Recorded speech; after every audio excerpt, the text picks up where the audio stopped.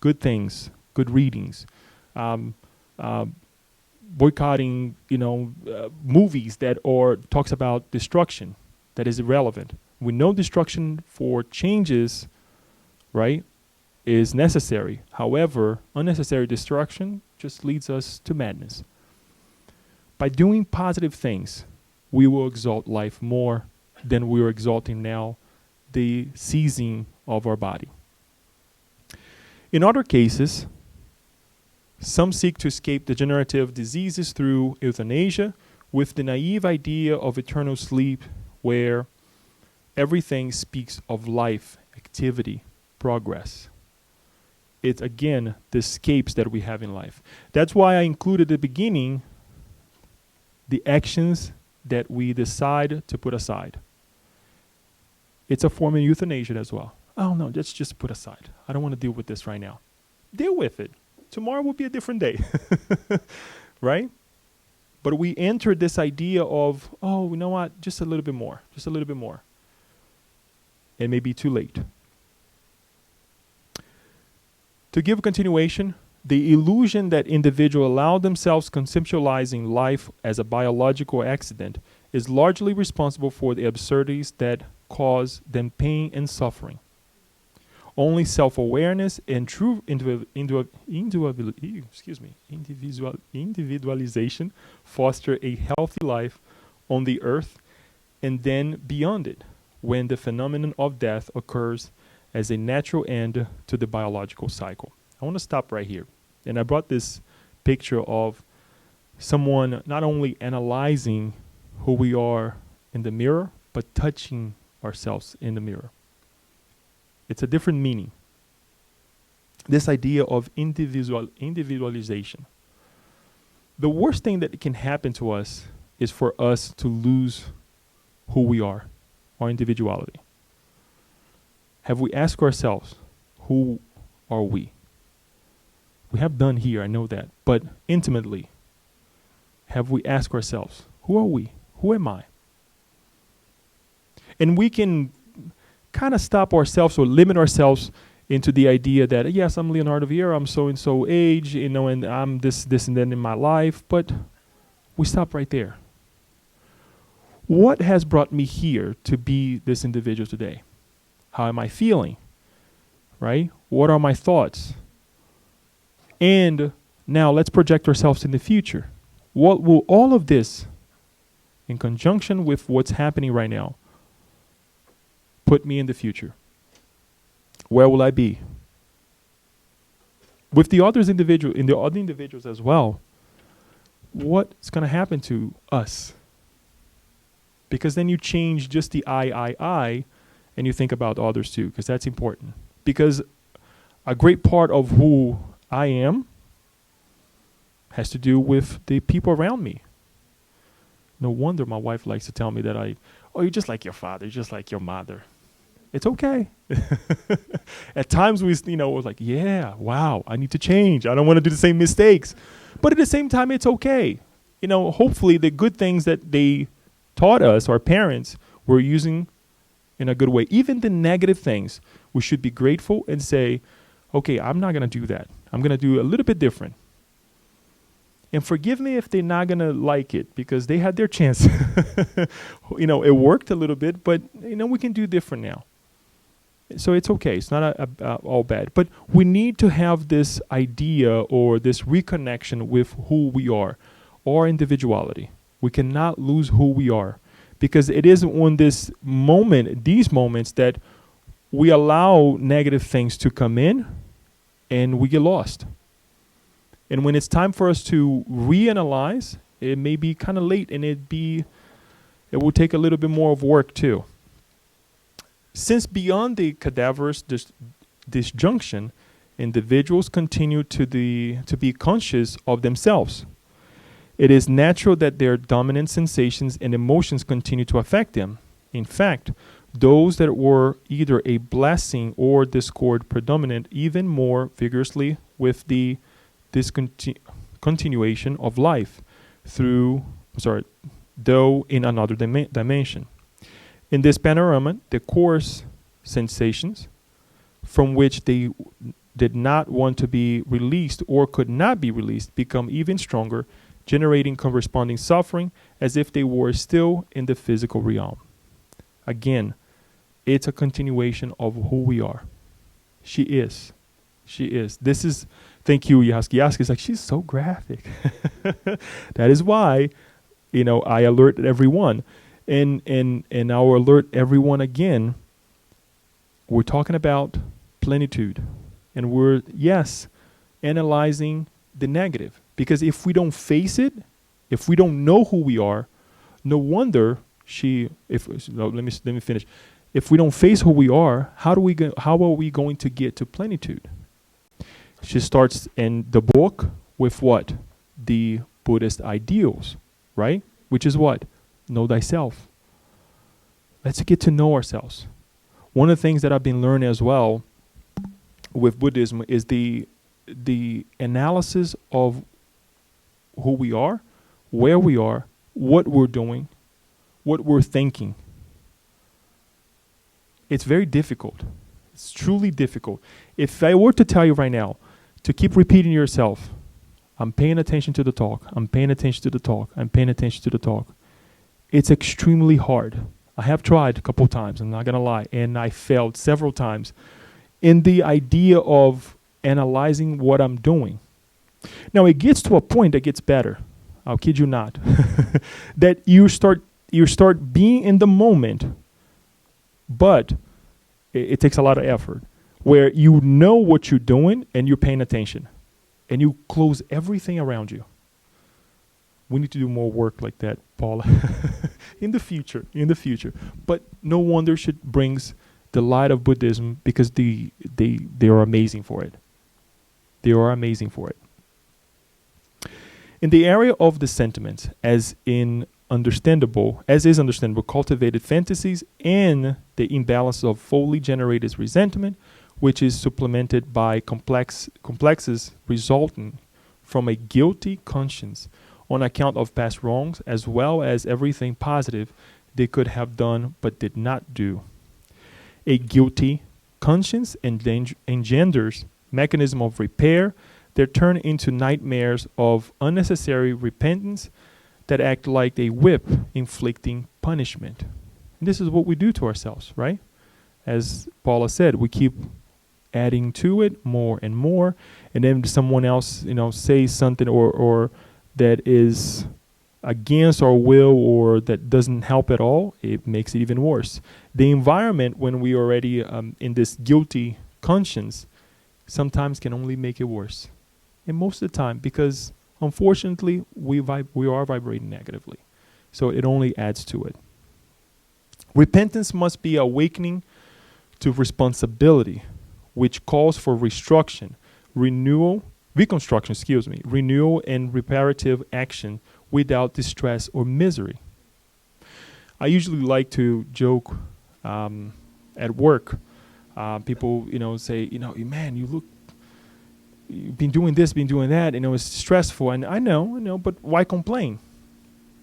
The energy that I'm going to utilize to complain, I can use for something else, because you can't change it, right?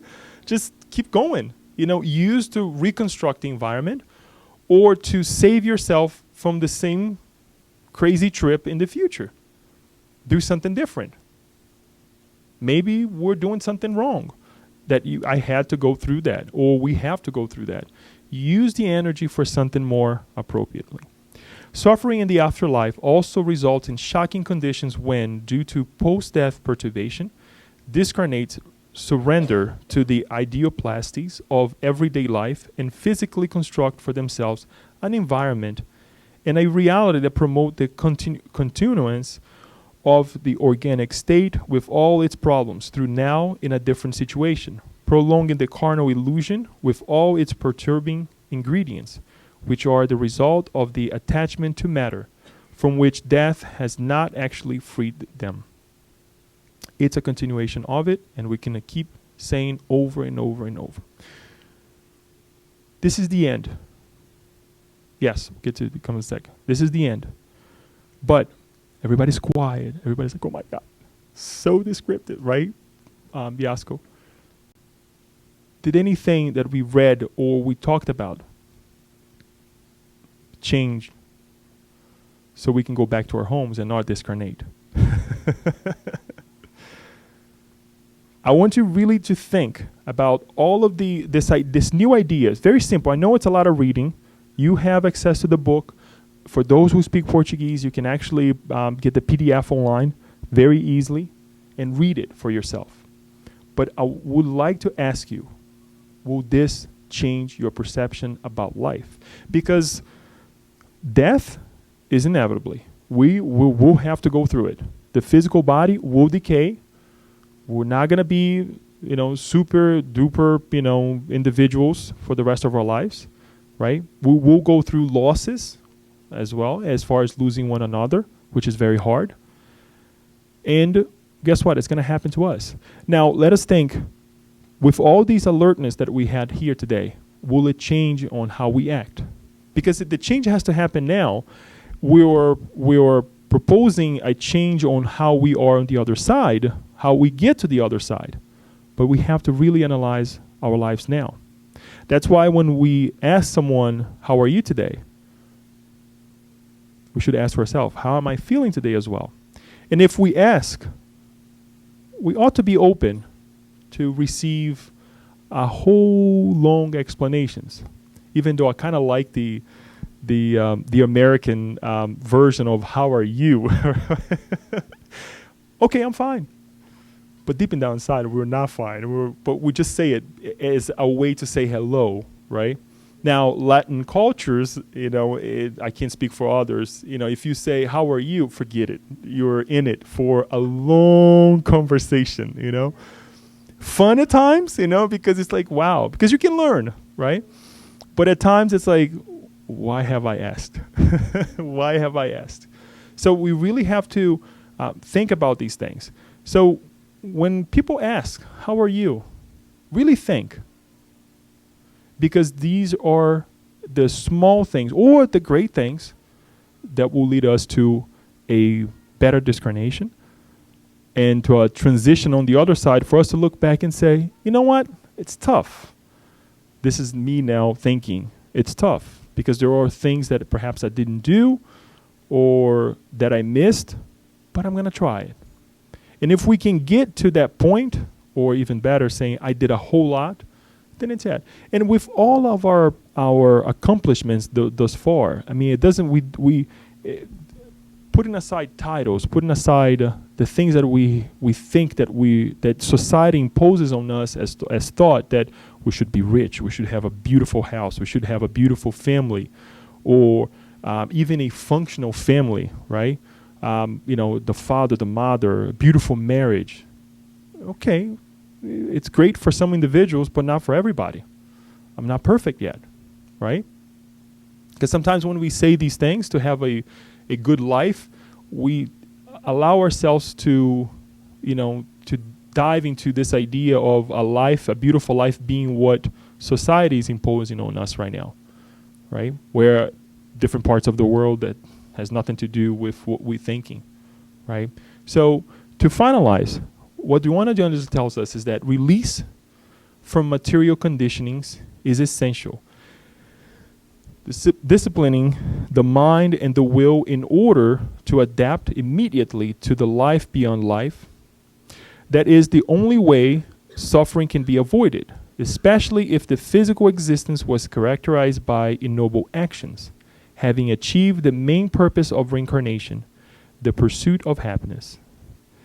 An individual's moral and spiritual education is the sure means of deliverance from suffering on the earth, as well as beyond the grave, fostering a life abounding in peace.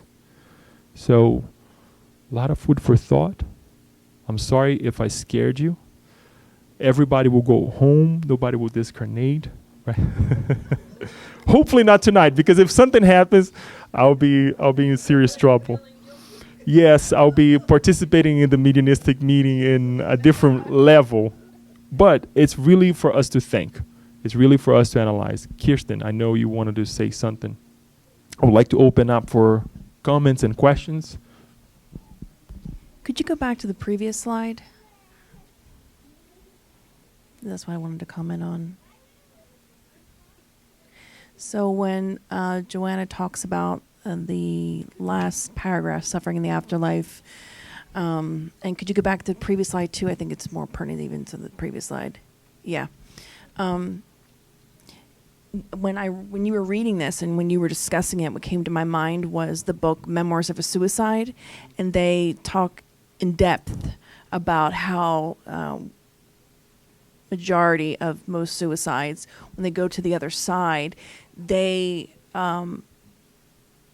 they actually build around them, whatever way they took their life. So, for instance, Camilo in the book describes people that had hanged themselves, and that they're in the middle of this dark abyss, and it's just, that. Or if someone had gone into the water, there was in the middle of nowhere just water. So he was detailing this whole view, and it was really amazing. He was talking about how the mind is so powerful. We don't even realize how powerful our mind is. It just made me think of that.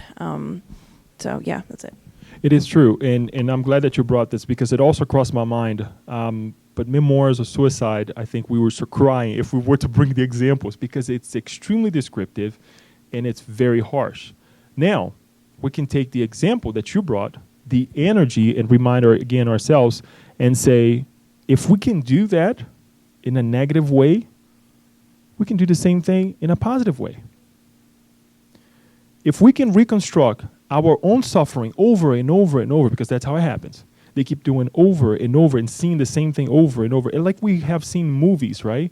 And it's interesting how movies, they depict these craziness that go on in our minds very well. But it keeps happening over and over, and they go through the suffering until something, a shock, either from the material environment, us, right, connecting with that spirit, with that mind, allows them to be taken away and be rescued. Not necessarily that they will be saved or they will change overnight. They will still feel all the suffering. However, they're not in that situation anymore. And they're called to do what? To reincarnate and to repair, right? But before the reparation, there is what? That suffering that we have to go through, the analysis of what had happened, and it's not pleasant. So, great example, Kirsten. Thank you. Sorry to hijack. Can I ask one more Okay. Can I ask you a question? Yes. That sentence that she said about the individuation, when she says that Yes. only self-awareness and true individuation foster a healthy life on earth, and then beyond it, my question is, do you think she's talking about the need not only to be self-aware, but to become really my own true self, an individual, like apart from someone else and not dependent, because we have a lot of codependency going on in the world. So do you think that's what she's referring to in that particular sentence and a half? It is, and I'm glad that you bring this because I think it was, I can't remember the reason why I was thinking about it, but I think it was Thursday that I started thinking about that, right? How much of me is of a product of everybody else? Have we thought about it? How much of my feelings, my thoughts, the way I even walk is of myself, of others? And is that a good collection of things, or am I utilizing that collection of ideas, thoughts in a positive way? Right? All of these things we have to think about it. But it is true, Kirsten. I think that we should choose through our individuality to say, this is good for me. This much is good for me. I remember a discussion of I can't remember her name now. I do apologize. And I'll try to look for it. Dr. I forget what her name was now.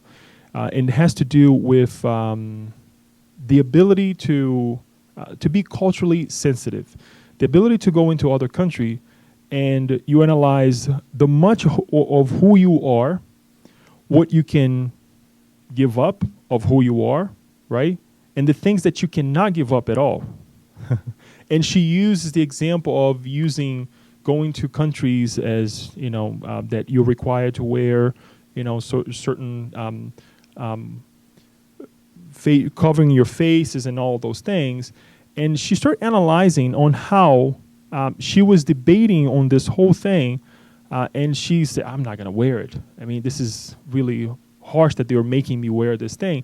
But then she saw, wait a minute, is this going to make me a lesser individual or a better individual? And it's really interesting how she puts it. And she said, no. So who am I fighting? What am I fighting? Right? So she was able to kind of find the middle ground on the whole discussion with herself in the idea of being culturally sensitive. And it's the same thing with us. When we look at the world and say, this is me, this is not me, as well as, and I think this is important, Kirsten, to your question, is that when there is an imposition on what we're supposed to be, and we really don't have to be of other people want us to be. There is an invitation for us to be better individual. I think that we should acknowledge this with culture, with family, with the country where we live, right? But when that is an imposition, so much so that makes us lose ourselves, then we have to put a stop to it.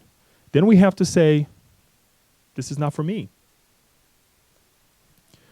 One final thing before we give it to Paula or Yas, because they were saying, we were analyzing a project, and one of the things that we were at work, and one of the things that we were supposed to propose on the project was the things that will be delivered with the project, right? When you're presenting the project with for the owner of the project or the person who wants the project done or the group of people.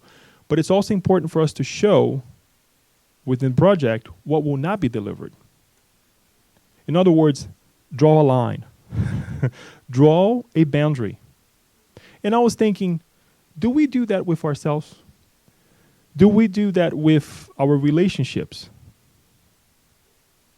Number one, we are afraid to say so because we're going to hurt the person's feeling. Or sometimes we want to be buddies of everybody else. But once we do that, guess what? You're preventing yourself from hardships in the future. That you're saying, this is my boundary. This is what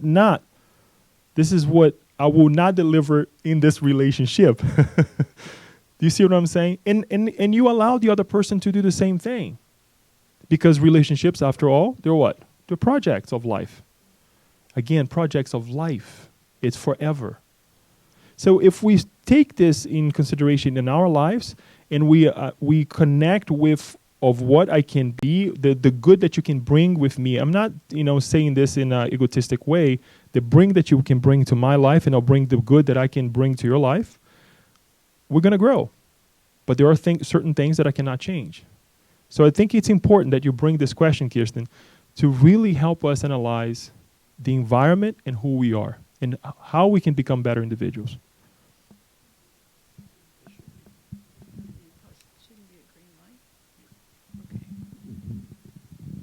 Thank you for this discussion. I think it's really important, and we realize we usually don't get to this kind of talking.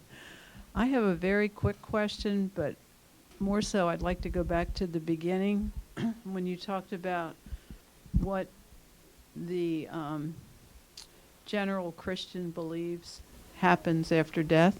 That's it right there, I think. Mm-hmm. Yeah, but the quick question is, under reparation, let's say the person I harmed is further evolved than I am, so they don't need to come back here. Who do I repair with my next lifetime? Great question. With someone that is similar in vibration pattern that you were with that individual who have already ascended.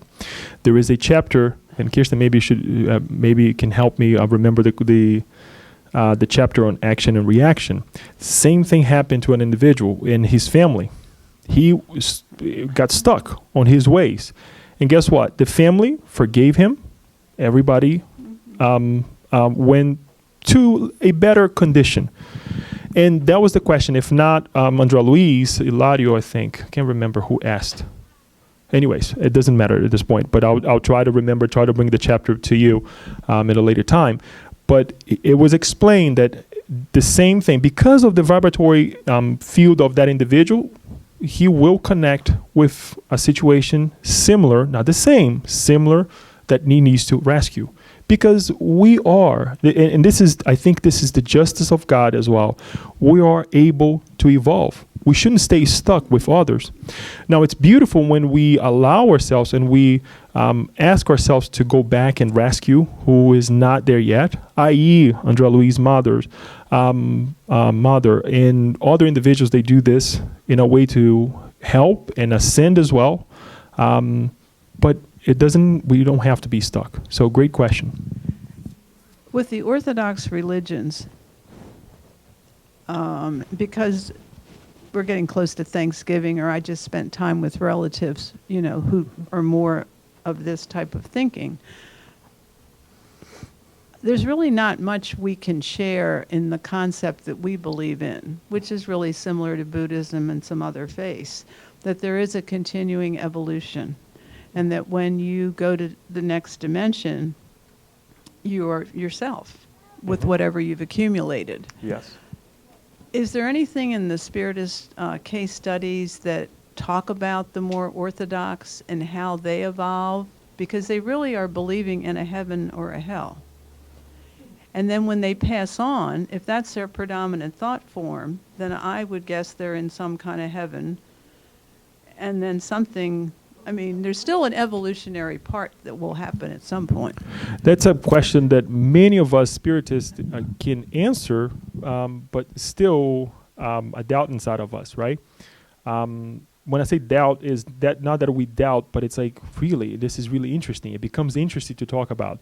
The same way that we can construct the hells, as Kirsten, remind us, on how someone takes their life, whichever way that they kind of reconstruct that environment and they relive over and over and over and over. It's the same thing with these beliefs, right? I resort back again. One of the things that remind me really well of it, again, the book Action Reaction, when in the chambers, the prayer chambers that they have in Mansão Paz, Andrea Luis is analyzing people praying. And the area, the capella, whatever you want to call, it's empty. However, their faith, their beliefs, creates the altars. If you are whatever religion, you're praying for Buddha, you're praying for this, you're praying for that, that's what it would appear in front of them. So it is real. Our minds is very powerful. And this is what we create. We create these heavens. We create the hells that we, for over and over, different reincarnations, we have been told and we believed so. So this is how it happens. Now, your other question, I think that there's not much to do. What can we do and how can we connect with these other individuals with what they believe and trying to be just to them on being a good person. Because at the end of the day, some of these individuals, they're in a much better position than a spiritist. Because again, we know better and we're still doing the wrong things. Some of these individuals, because of the fear that they have of going to hell, which is until now necessary, they don't do it. And you may ask, because of fear they're not doing. But still a step ahead of many of us.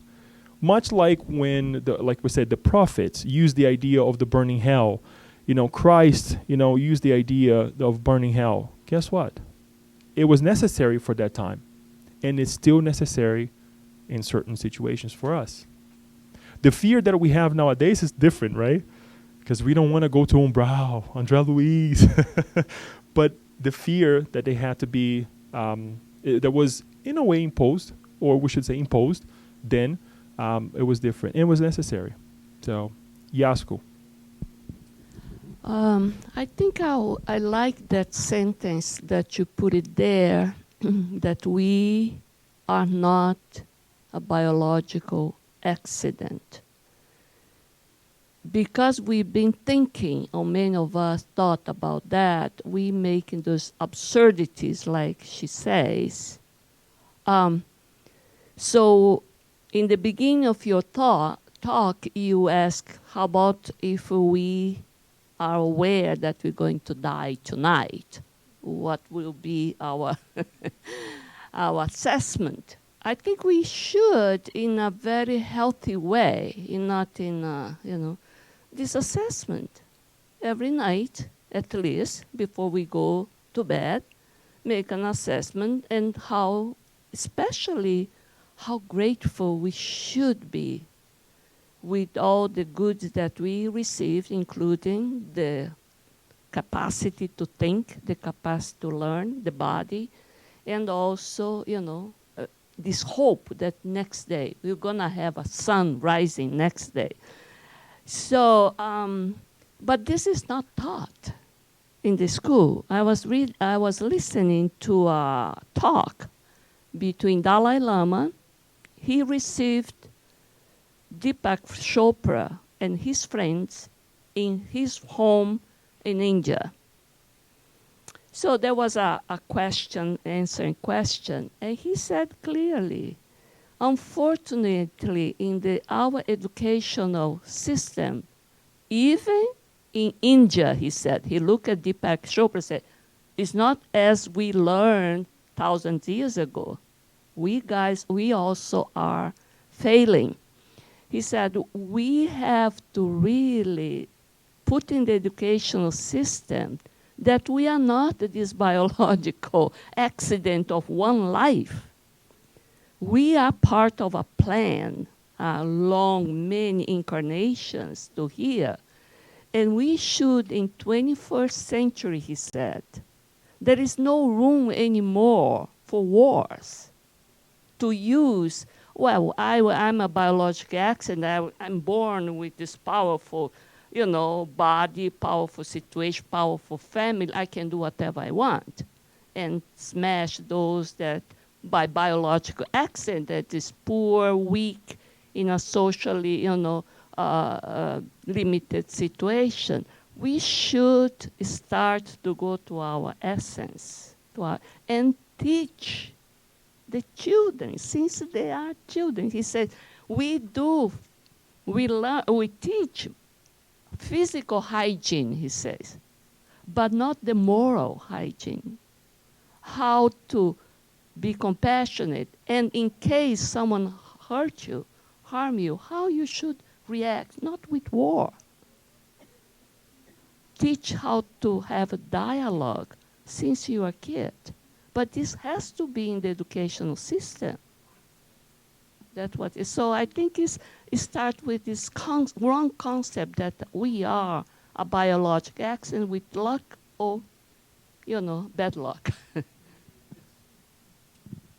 is definitely a good, let's say, point of life that is not well discussed, not very well taught and relived, because it's if we see the goodness going around, in most cases very superficial, and that's why I like to see everybody here, because we keep coming back and over to reinforce good and positive ideas, right? It's not that this is a bad thing when we come to a talk like this, or we go to anywhere, or we sit down to have a meal together, but it's to reinforce the good things of life, the good necessities of life, right? This past 2 weeks ago, I came across one of the dharmas that we learned, through Hinduism, and it's all well taught with the Sikhs, and also the Jainism as well. The dharma of ahimsa, non-violence. And I was like, okay, non-violence. But then one of the individuals who were discussing that I came across,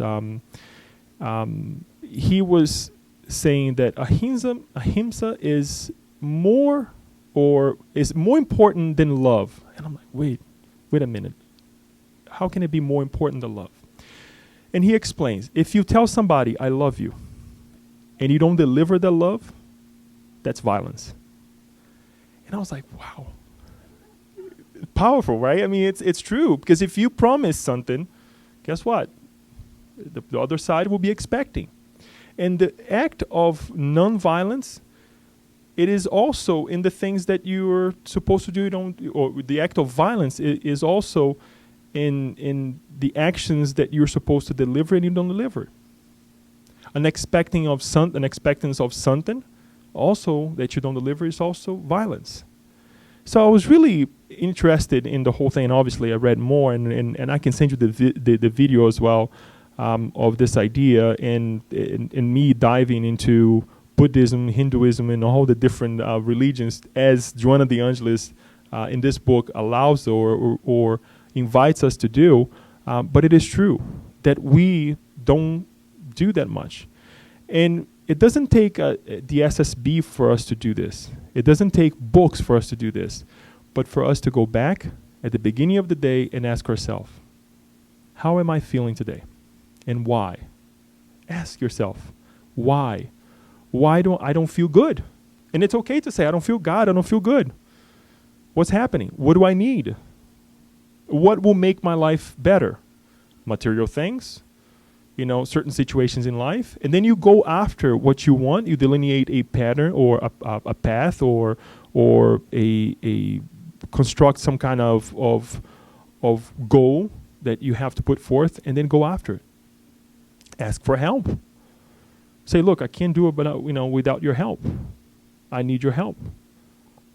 That's why we live in family. So this is the idea, for us to really get up and say, how am I feeling today? That doesn't mean that we're going to stop from doing the things that we're supposed to do, go to work or, help one another, be the mother, the father, whatever it is. But as you're doing so, you ask, is this helping with my happiness? Not in an egotistic way, but in a way that will allow us to grow. And guess what? As other people see that happening, they will do the same. Unconsciously, you are promoting the same idea towards others. I want to be a better individual. And by being a better individual, it will help others. So that's the idea that we would like to leave you for tonight. I know we have a full house tonight. So what we'd like to do is to invite everyone for a visualization. Next month, right at the beginning of the month, we will deliver the release from suffering. Very short. But what we would like to propose is some ideas. I already brought some highlights here with the idea of nonviolence, but mainly with Jesus. As we're getting towards the end of the year, talk about Jesus, really connect with the true meaning of what Christmas is, and finalize this beautiful book, this beautiful work that without you guys, the presence of each one of us here, and those on the internet as well, we wouldn't have done it, right? Again, it becomes a purpose, right? Not just for me to read the book, but also to share with one another, to share these good thoughts that Joanna de Angelis brings to us. Alarming sometimes, most of the time, because it's an intense book, but really helpful.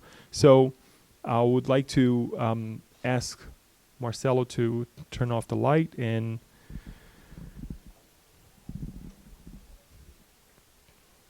I'll ask Daniel to put music on.